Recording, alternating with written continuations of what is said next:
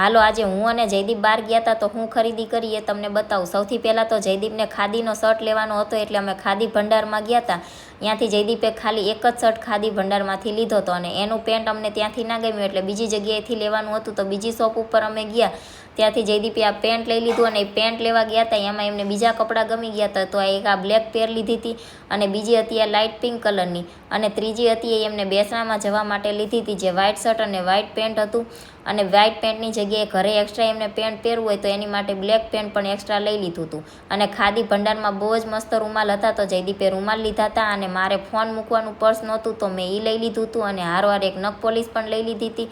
અને કાજલ નહોતી તો મેં કાજલ પણ લઈ લીધી હતી। અને અમે ખાદી ભંડારમાં ગયા ત્યાં અગરબત્તી પણ મળતી હતી તો ત્યાંથી અમે અગરબત્તી લાવ્યા હતા અને અમારા પપ્પાએ દેહમાંથી પટ્ટો મંગાવ્યો હતો તો જયદીપ એમના માટે પટ્ટો લાવ્યા હતા અને યતરાજને આંખું આવી હતી તો એને દવાખાને લઈને ગયા હતા તો ડૉક્ટરે એને ટીકડી આપી હતી ને આંખમાં પાડવાના ટીપા આપ્યા હતા। વિડીયો ગમ્યો હોય તો લાઈક કરજો અને ચેનલને કરી દીજો સબસ્ક્રાઈબ।